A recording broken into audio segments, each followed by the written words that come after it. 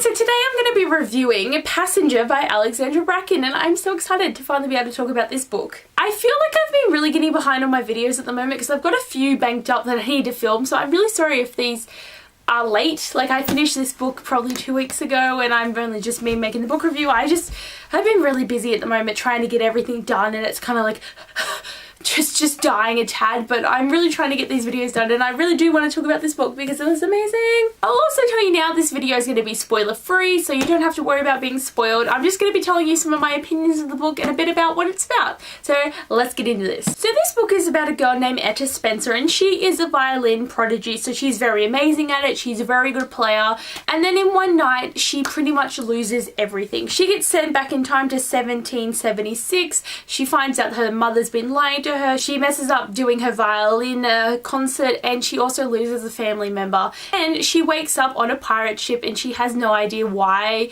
how, or who, or what's going on. And on this ship she meets Nicholas Carter, and he is the captain of the ship, and he helps her because he actually knows what's going on, because he does also time travel, and she also finds a girl called Sophia who time travel, and Etta has to try and figure out what she's going to do, try and figure out a way to get home back to her mother, and she also discovers a lot of things about herself and her family that shock her, and she has to go on this long journey to try and find this device and figure out a way to save her mum because she's been captured, and she has the help of Nicholas along the way, and they go through time, they figure out things about each other, about themselves, and it's just a very good journey of time travel, which is really cool. I have to say, with Passenger, I was so excited for so long to have this book in my hands. Like, I was dying. I was just like, I need it. I want to read it. I really, really do. Like, I heard about this book was on one of Sash's unboxing videos back last year when she read it really early, and I was like, I'm gonna read that book. And then I didn't read this book for like so long. Like 8 months after it came out, I finally read this book, and I am so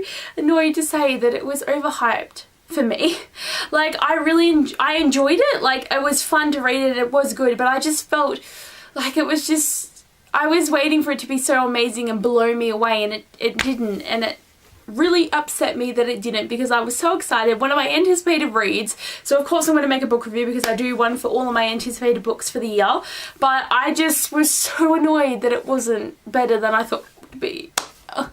It just makes me really sad. Like, I think too, like, it's just the world building and explaining was very confusing to me, and it was kind of like I had to keep rereading it, and then I kept getting stuff thrown at me, and I was like, I don't know what's going on. And then it was also slow in the plot up until the end, then it got to the end and then it really picked up, but it was just slow, confusing, and I was just annoyed that it had to be like that, because I just wanted it to be this amazing book and be like my favourite thing I've read ever, and it just wasn't, and it was just annoying. Other than those things though, the book was pretty good. It's just, it was a 4-star read for me, and I wanted it to be a 5, but I definitely think with like the setting and the concept, Alexandra Bracken wrote it really well. Like, she has really lovely writing, and this is the first book of hers I've ever read, and I do want to read this Darkest Wines trilogy, and I will eventually get to that, hopefully, in my life. I may or may not, but I definitely did enjoy the way it was done, and like with the time travel, like, it's really interesting how it works, and how you like you're born with it, and you have to be in a proper family, and there's all these families fighting each other, and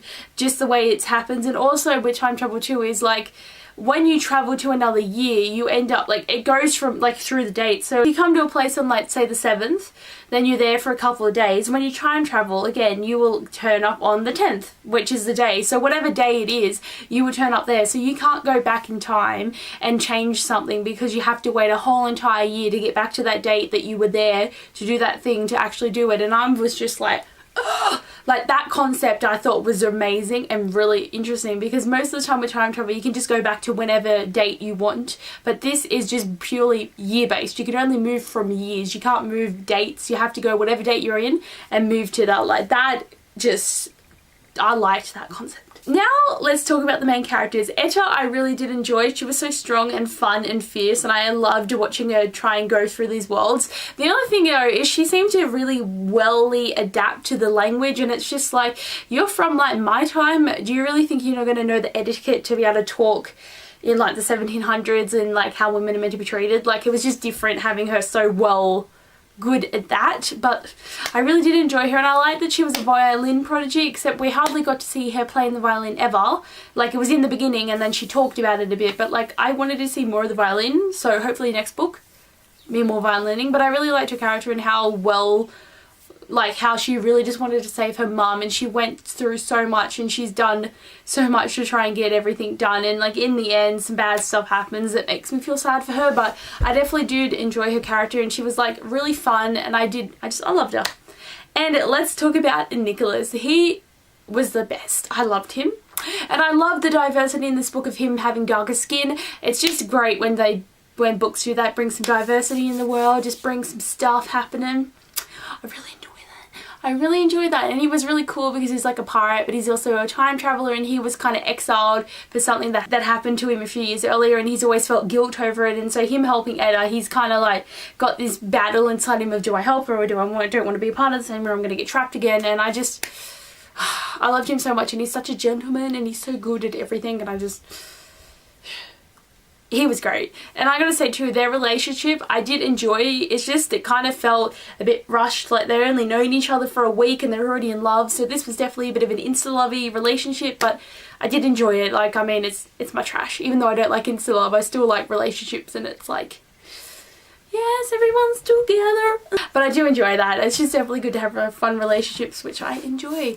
But anyway, guys, that is just my review of Passenger. I don't want to talk too much about it just because I don't want to spoil too many of the key plot points, because then it's not really a non-spoiler review, is it? But anyway, guys, hope you enjoyed this video. I definitely did. I liked it. Didn't love it. That's really sad to say because I was really so excited for this book. But anyway, thanks for watching this video, and I'll see you guys later.